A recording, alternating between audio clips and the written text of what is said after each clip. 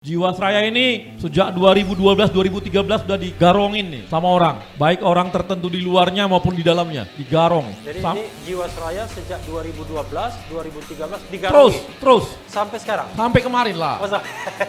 Sampai kemarin kita masuk. Oke. Digarongin terus, kita bagi dua. Secara keuangan kami tangani, finansial. Secara hukum kita laporan kejaksaan. Ditangkap, asetnya diambil, dihukum seumur hidup. Baik yang di luar maupun di dalam, walaupun di pengadilan tinggi banding tinggal 20 tahun. Kami sih pengennya seumur hidup gitu ya, kalau kita pengen seumur hidup. Kita sih berharap nanti Mahkamah Agung seumur hidup lagi. Karena ngerampok ini besar banget rampokannya. Nggak hanya rampok itu, Asabri pun dirampok juga. Itu satu direktur periode yang sampai 2014 dan periode yang sampai sebelumnya lagi dua beda direktur ya, itu ditangkap oleh kejaksaan. Asabri, ya Anda tahu kan, sangat susah juga biasanya. Ini pun aset-aset yang maling ini diambil semua. Dan Jiwasraya berhasil kita restrukturisasi. Berhasil kemarin sekitar hampir 94 sampai 96%, baik itu retail, baik itu korporasi maupun yang bank insurance. Itu semua direstrukturisasi dan berhasil direstrukturisasi. Garuda ini adalah perusahaan penerbangan dengan penyewaan pesawat termahal di dunia. Paling mahal nih. Di Rut yang menyewa-nyewa ini udah ditangkap KPK sih. Tapi kan dampak ekonominya ada sekarang. Jadi dia menyewa pesawat paling mahal di dunia, satu, hampir 60% di atas harga sewa rata-rata. Kemudian biasanya airline itu, biasanya nyewa pesawat paling dua jenis pesawat aja, dua merek lah gitu. Kayak Lion tuh dia ambil Boeing saja sama ATR untuk yang kecil-kecil. Kalau ini enggak, dia ambil Boeing, dia ambil Airbus, dia ambil Bombardier, dia ambil ATR, bahkan namanya Bombardier, setiap terbang rugi. Siapa yang berani nerbangin? Setiap terbang rugi, maupun penuh penumpangnya rugi. Memang udah berat kondisinya. Makanya kami akan melakukan negosiasi dengan lessor. Kita minta supaya ya diperpanjang dan harganya inilah turunlah, jangan segitu-segitu besar banget gitu. Dan kita minta juga kalau Anda nggak suka ya angkat ambil aja barangnya. Gak ada masalah, karena rugi bagi Garuda. Dan sekarang apalagi kondisi corona seperti ini, dari 100 sekian pesawat yang punya Garuda, sekarang kita cuma butuh 50. Jadi kalau bisa ya kita kelola 50 aja. 50 pesawat? Cukup. Dari? 100 sekian lah, 150 atau apa. Nah dan kemudian, nah ini juga, ini memang dilema-dilema kawan-kawan. Kenapa? Garuda ini kalau penerbangan lokal, dia untung. Kalau penerbangan keluar negeri, dia rugi. Cuma karena mengatasnamakan flag carrier keluar negeri, walaupun rugi, ditanggung gitu. Nggak apa-apa deh rugi, yang penting harga diri gitu. Gengsi. Nah, gengsi nih, kan gitu. Makanya kita ke depan lagi berpikir mungkin akan mayoritas penerbangan lokal aja. Nggak perlu keluar negeri. Ini cara-cara kita untuk menanggulangi Garuda ini gitu.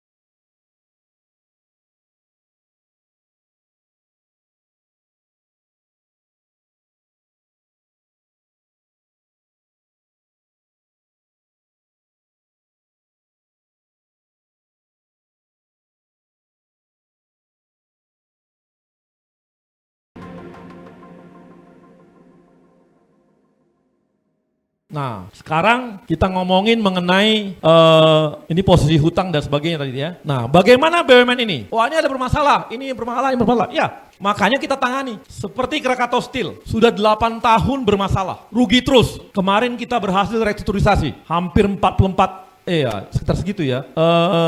Krakatau Steel itu kita ya 22,6 juta dolar. Kita berhasil restrukturisasi dan setelah 8 tahun ini untung. Nggak ada yang namanya akal-akalan laporan keuangan. Karena ini adalah hasil tahun 2000? laporan 2020. 2020 ya? Ya. Laporannya sekarang? Ya, Oke. jadi ketika kondisi corona dan sebagainya dia berhasil membukukan keuntungan kembali. Kemudian PTPN.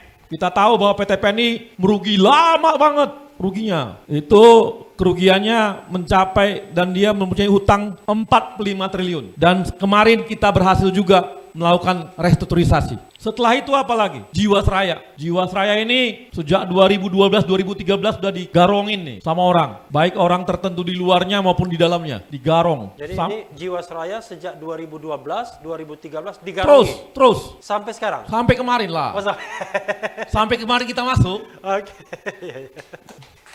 Digarongin terus, kita bagi dua. Secara keuangan kami tangani, finansial. Secara hukum kita laporkan kejaksaan. Ditangkap, asetnya diambil, dihukum seumur hidup. Baik yang di luar maupun di dalam, walaupun di pengadilan tinggi banding tinggal 20 tahun. Kami sih pinginnya seumur hidup gitu ya, kalau kita pingin seumur hidup. Kita sih berharap nanti Mahkamah Agung seumur hidup lagi. Karena ngerampok ini besar banget rampokannya. Nggak hanya rampok itu, Asabri pun dirampok juga. Itu satu direktur periode yang sampai 2014 dan periode yang sampai sebelumnya lagi dua beda direktur ya. Itu ditangkap oleh kejaksaan. Asabri, ya Anda tahu kan, sangat susah juga biasanya ini. Ini pun aset-aset yang maling ini diambil semua. Dan Jiwasraya berhasil kita restrukturisasi. Berhasil kemarin sekitar hampir 94 sampai 96%, baik itu retail, baik itu korporasi maupun yang bank insurance, itu semua direstrukturisasi dan berhasil direstrukturisasi. Kemudian Waskita juga demikian. Waskita udah utang dia dan kemarin kita udah mulai berhasil untuk mulai, karena Waskita ini kan sebenarnya dia adalah kontraktor. Kemarin dia miliki jalan tol, maka kita jual jalan tolnya dan berhasil mulai masuk dananya untuk nutupi ininya, hutang-hutangnya. Berapa hutang Waskita? Saya agak lupa bang, agak besar juga.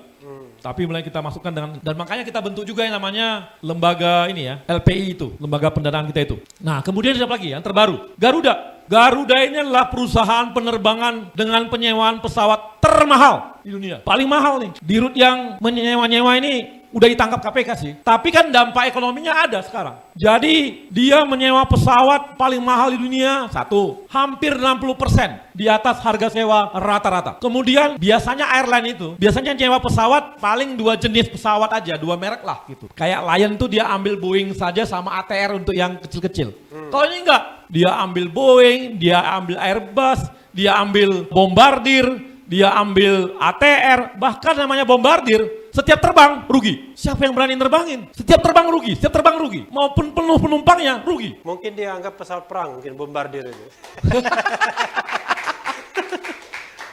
Jadi ini kita memang udah berat kondisinya. Makanya kami akan melakukan negosiasi dengan lessor. Kita minta supaya ya diperpanjang dan harganya inilah turunlah, jangan segitu-segitu besar banget gitu. Dan kita minta juga kalau Anda nggak suka ya angkat, ambil aja barangnya, nggak ada masalah. Karena rugi bagi Garuda. Dan sekarang apalagi kondisi corona seperti ini, dari 100 sekian pesawat yang punya Garuda, sekarang kita cuma butuh 50. Jadi kalau bisa ya kita kelola 50 aja. 50 pesawat? Cukup. Dari? 100 sekian lah, 150 berapa. Nah dan kemudian, nah ini juga, ini memang dilema-dilema kawan-kawan. Kenapa? Garuda ini kalau penerbangan lokal, dia untung. Kalau penerbangan ke luar negeri, dia rugi. Cuma karena mengatasnamakan flag carrier ke luar negeri, walaupun rugi, ditanggung gitu. Nggak apa-apa deh rugi, yang penting harga diri gitu. Gengsi. Nah, gengsi nih, kan gitu. Makanya kita ke depan lagi berpikir mungkin akan mayoritas penerbangan lokal aja, nggak perlu keluar negeri. Ini cara-cara kita untuk menanggulangi Garuda ini gitu. Jadi kondisi inilah yang membuat kita terus-menerus untuk masuk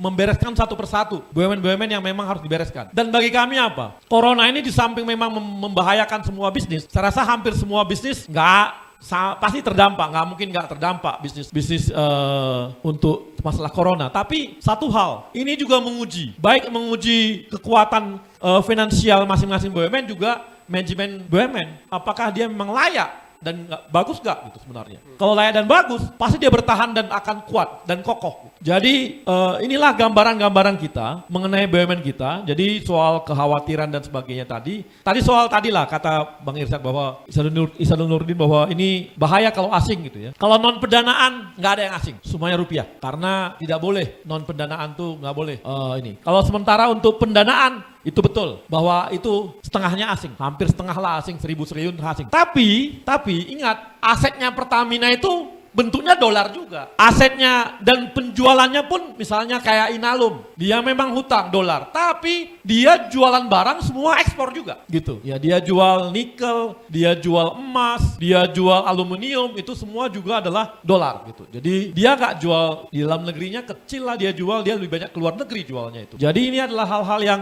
kita nggak gitu khawatir ya kalau soal bahwa pendanaan ini asing, tapi karena dia pendapatan dia juga dolar gitu. Pendapatan dia bukan kecil yang rupiah lah. Dari sisi itu yang kita lihat bahwa ini bisa ditanggulangi.